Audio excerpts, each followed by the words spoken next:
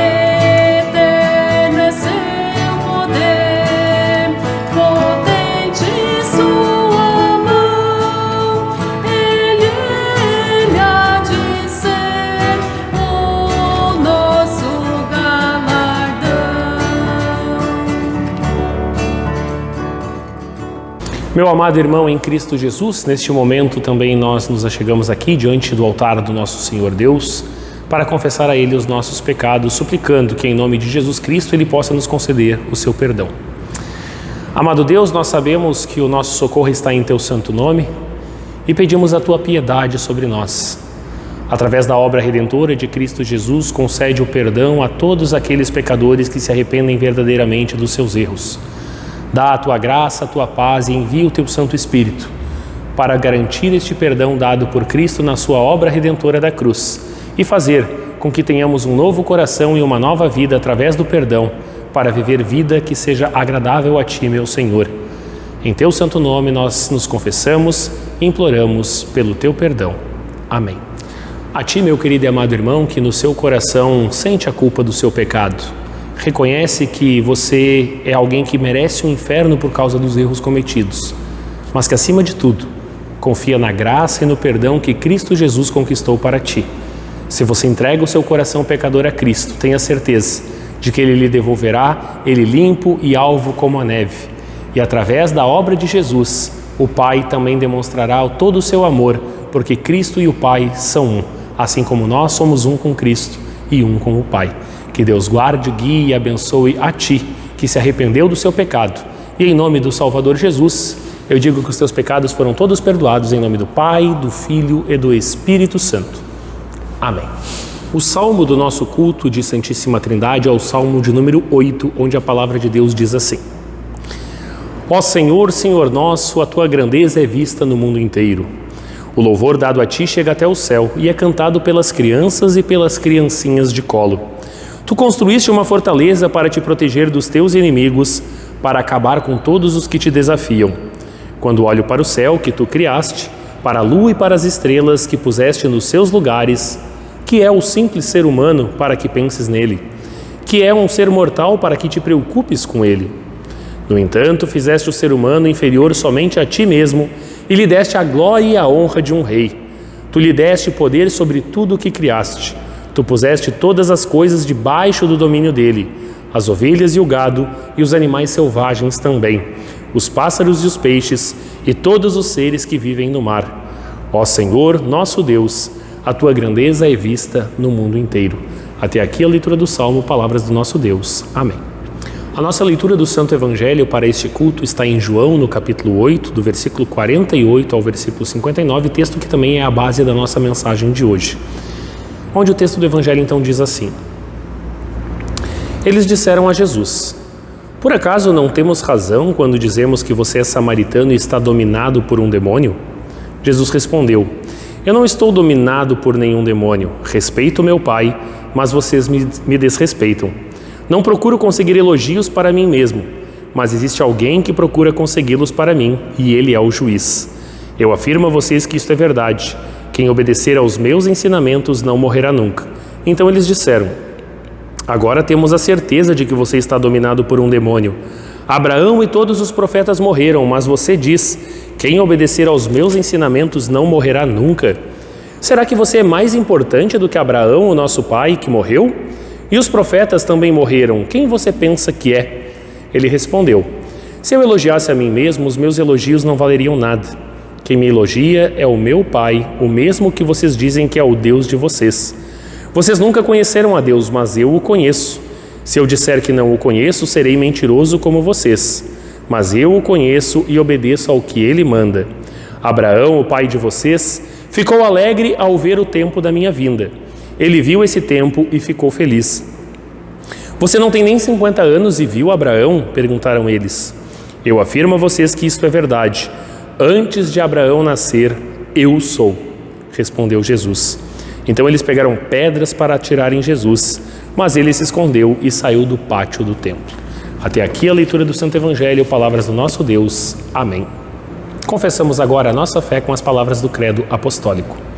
Creio em Deus Pai, Todo-Poderoso, Criador do céu e da terra, e em Jesus Cristo, seu único Filho, nosso Senhor, o qual foi concebido pelo Espírito Santo, nasceu da Virgem Maria, padeceu sob Pôncio Pilatos, foi crucificado, morto e sepultado, desceu ao inferno, no terceiro dia ressuscitou dos mortos, subiu aos céus e está sentado à direita de Deus Pai Todo-Poderoso, donde há de vir a julgar os vivos e os mortos. Creio no Espírito Santo, na Santa Igreja Cristã, a comunhão dos santos, na remissão dos pecados, na ressurreição da carne e na vida eterna. Amém.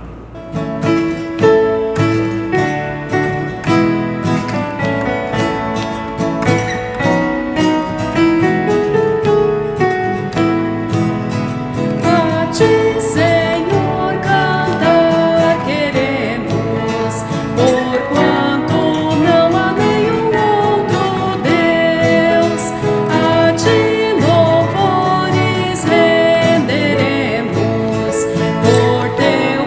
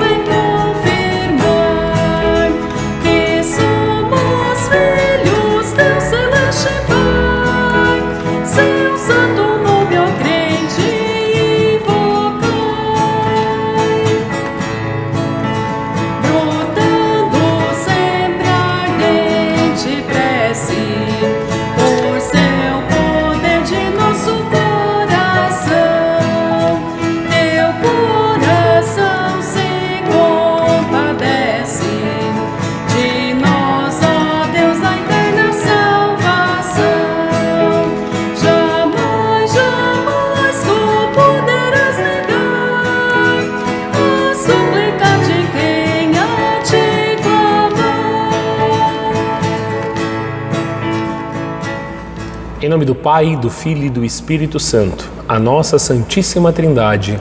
Amém. Meu amado irmão, você conhece o umbigo do mundo? Já ouviu falar nesse lugar? Na Sibéria, uma região ao norte da Rússia, fica uma cidade chamada Mirny. E essa cidade ela foi criada como resultado da operação de extração de diamantes numa mina que existe naquela região. E lá, nessa localidade, formou-se o umbigo do mundo. Isso mesmo. Um buraco que foi feito pela mineração, que alcançou em torno de 600 metros de profundidade e mais de 1 quilômetro de largura. Até mesmo do espaço é possível ver o umbigo do mundo. E se a Terra tem o seu próprio umbigo, com certeza você já deve ter escutado aquela expressão, olhar para o próprio umbigo. Se o planeta consegue chamar a atenção para si do espaço para que o seu umbigo apareça, imagine então nós, o ser humano, que temos na nossa própria natureza um egoísmo de querer tudo para si, de olhar apenas para o nosso próprio umbigo. Infelizmente, nós estamos vivendo dias onde as pessoas olham cada vez mais para si mesmas e esquecem de olhar para o principal, esquecem de olhar para Deus. Até mesmo em muitas teologias que existem por aí, o foco muitas vezes está na pessoa, no que a pessoa sente, no que a pessoa quer, no que a pessoa deseja. E Deus acaba se tornando apenas um objeto secundário, algo que está ali apenas para satisfazer a pessoa que insiste em olhar para o seu próprio umbigo. E algumas pessoas vão até além. Algumas pessoas acham que elas podem exigir algo de Deus para atender às suas próprias vontades, pelo simples fato de dizer que estão louvando a Deus. Mas a gente vê que as coisas mudam de figura quando Deus ele não é o objeto secundário. As coisas mudam de figura quando nós colocamos Deus como o objeto principal, o principal sujeito de todas as ações que nós temos no nosso relacionamento com Ele. E a reflexão que eu quero fazer no culto de hoje tem a ver com esse sentimento do ser humano. O sentimento do ser humano de ser exaltado, de querer aparecer mais do que o outro, de ser colocado em um lugar ao qual ele não pertence. Nós temos visto desde o princípio dos tempos que o ser humano sempre quis estar num lugar que não lhe era devido. Na verdade, isso começou até antes. Nós conhecemos outro que quis colocar-se no lugar que era maior que ele devia. Alguém que no seu relacionamento com Deus desejava se colocar acima de Deus. E Satanás, ele teve a sua eterna condenação justamente por querer achar-se digno e glorioso o suficiente para se sentar no trono celestial no lugar do Pai. Ele esqueceu-se quem é o Criador e quem é a criatura. Como nós dissemos, ele olhou apenas para o seu próprio umbigo. E depois Satanás, ele volta e ele tenta agora o ser humano a cometer o mesmo pecado. Ele chega a Eva e diz que ela pode comer do fruto da árvore do conhecimento do bem e do mal, porque assim ela seria como Deus. Ou seja, o mesmo erro que Satanás caiu, ele agora traz ao ser humano. Criador e criatura. E o ser humano caiu, porque o ser humano olhou apenas para o seu próprio umbigo naquele momento e esqueceu da ordem que o Pai havia dado. Nós podemos também olhar ao longo do Antigo Testamento quantos não foram os reis do povo de Israel que se perderam por olhar apenas para o seu próprio umbigo e se esquecer da relação com Deus que eles tinham, de ver quem era o real e verdadeiro rei do povo de Deus que os tinha alçado ao trono do povo de Israel. E hoje em dia não é muito diferente, porque até mesmo dentro do cristianismo nós vemos pessoas que no momento de louvar a Deus se colocam como centro, como foco, como o principal nessa relação. Por exemplo, eu trouxe hoje o meu violão. Você conhece essa música?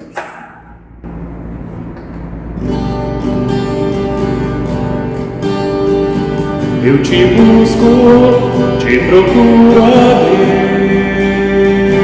Deus. Ou talvez, quem sabe, você conhece essa outra música. Como Zaqueu, eu quero subir o mais alto que eu puder. Com certeza você já deve ter escutado alguma dessas músicas. Essas músicas, elas querem glorificar a Deus, querem louvar a Deus, adorar a Deus. Não é assim? Mas será que de fato é isso que essas músicas mostram? Não, elas colocam o ser humano no centro. Quando o Deus triuno, Pai, Filho e Espírito Santo, é que devem sempre estar no centro do nosso louvor, da nossa pregação, da nossa teologia e principalmente do nosso relacionamento com Ele. No texto do Evangelho de João, capítulo 8, que nós lemos no nosso culto de hoje, nós vemos que os judeus, eles também estão acusando Jesus de estar olhando para o seu próprio umbigo, de Jesus estar buscando uma glória própria para Ele. É como se os judeus estivessem perguntando para Jesus: quem você pensa que você é para se considerar melhor que os outros? E aí eles ofendem Jesus. A primeira ofensa deles em relação a Jesus foi chamá-lo de samaritano. Os samaritanos, eles não eram considerados parte do povo de Deus pelos judeus. Logo, eles também consideravam Jesus como alguém que não pertencia ao povo da salvação. E além disso, eles ainda acrescentaram que Jesus estaria endemoniado. São duas ofensas muito duras de suportar. Ainda bem que Jesus sabia com quem ele estava lidando, porque na cruz Jesus fala: Pai, perdoe-os, porque eles não sabem o que fazem. E realmente aqueles judeus, eles não sabiam o que estavam fazendo. Eles estavam olhando para a honra dos seus próprios umbigos israelitas e assim acabaram desonrando o enviado de Deus em favor deles próprios. A resposta de Jesus é bastante coerente e convincente. Em primeiro lugar, Jesus diz: eu não estou dominado por nenhum demônio. Respeito meu Pai, mas vocês me desrespeitam. E depois Jesus complementa: não procuro conseguir elogios para mim mesmo, mas existe alguém que procura consegui-los para mim, e ele é o juiz. Essas palavras de Jesus, elas são essenciais para nós entendermos o que o texto está querendo nos dizer. João, quando ele escreve o seu evangelho, ele procura confirmar que Jesus é alguém autorizado pelo Pai para fazer o que ele faz. E vocês viram o que Jesus disse? Não sou eu que procuro glória própria, glória para mim.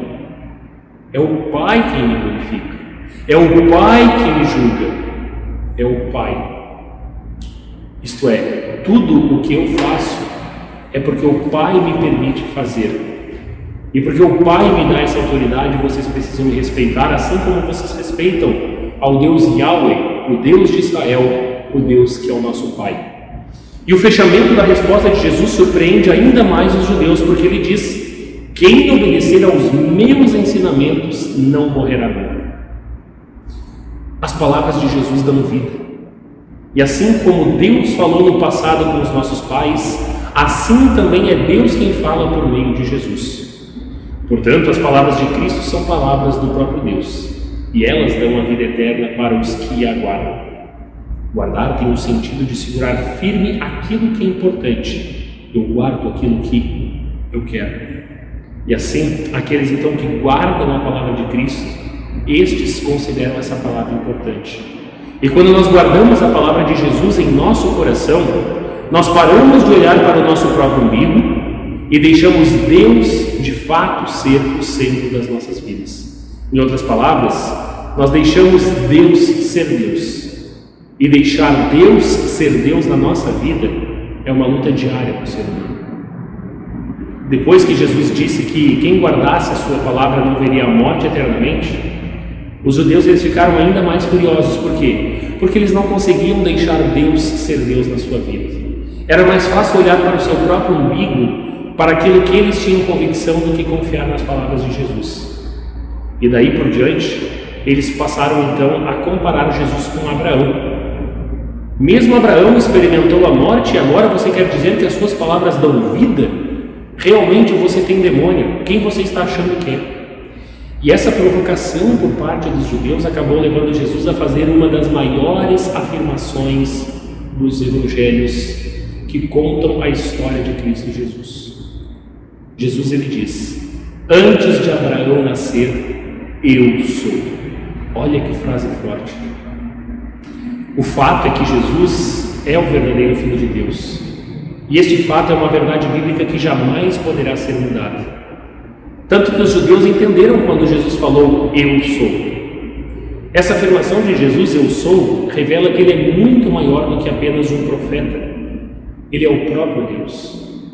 No versículo 59, depois dos judeus ouvirem essa afirmação, a revolta ficou tão grande que eles pegaram pedras para atirarem Jesus, mas Jesus acabou se escondendo e saindo do pátio do templo. Em diversas passagens do próprio Evangelho de João, Jesus ele diz que ele é eu sou. Eu sou o pão da vida. Eu sou a luz do mundo. Eu sou a porta estreita. Eu sou o bom pastor. Eu sou o caminho, a verdade e a vida. Eu sou a videira verdadeira. Eu sou. Mas aqui, quando ele diz que antes de Abraão nascer, eu sou, este eu sou de Jesus ressoa ao eu sou quando Deus se apresentou no Antigo Testamento para Abraão. Quando Abraão pergunta quem era, e Deus diz, eu sou. Portanto, é muito claro. Jesus revela ali, com essas palavras, a sua natureza divina. E nós vemos que a relação do Filho com o Pai é que traz vida também para nós. Muito bem, nós falamos muito de Jesus e do Pai, mas nós estamos no culto da Santíssima Trindade hoje, não é mesmo? Quem está faltando?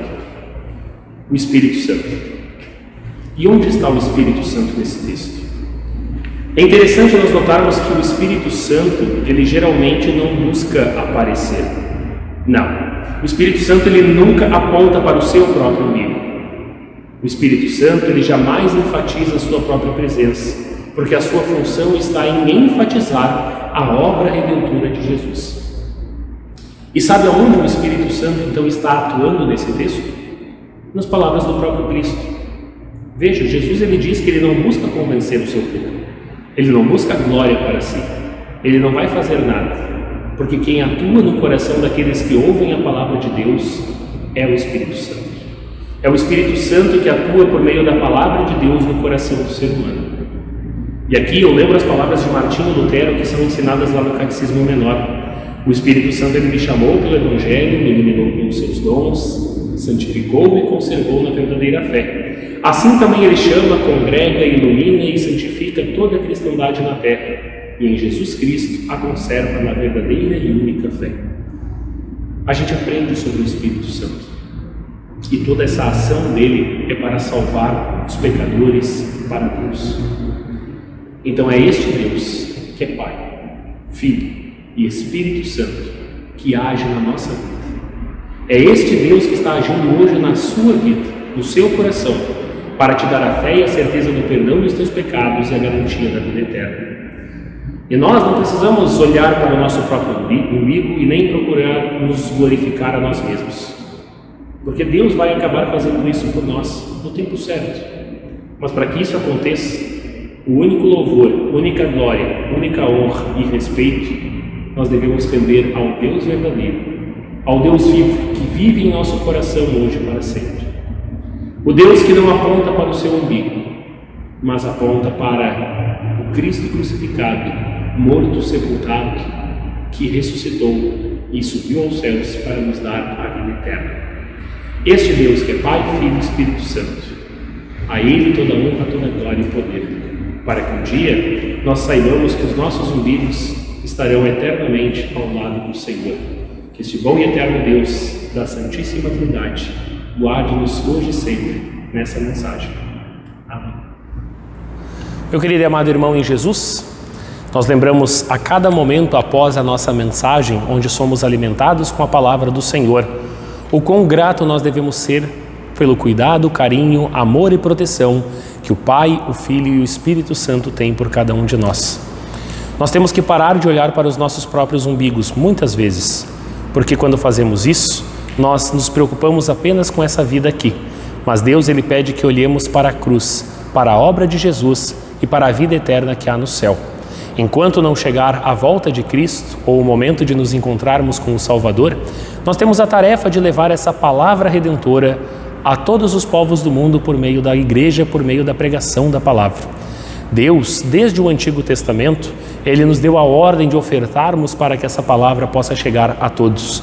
E nós cristãos queremos cumprir com essa ordem, com gratidão, não por obrigação, mas com alegria em nossos corações pelas bênçãos que o Senhor nos concede. Que Deus abençoe o ofertar de toda a Igreja cristã e também o seu ofertar. Amém.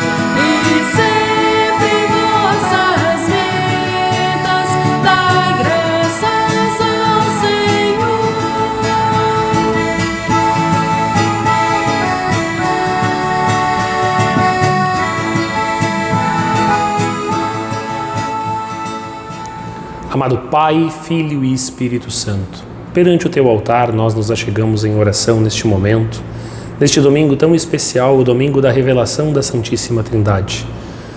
Tu, ó Deus, que criaste este mundo, continua nos amando e dando a Tua proteção, carinho e em todos os momentos de nosso viver, porque Tu nos concede todo o necessário para estarmos nessa vida, de acordo com a Tua santa vontade e também para estarmos próximos à Tua santa palavra. Agradecemos a Cristo, nosso Senhor e Salvador, que deu a sua vida por nós para pagar o preço de todos os nossos pecados.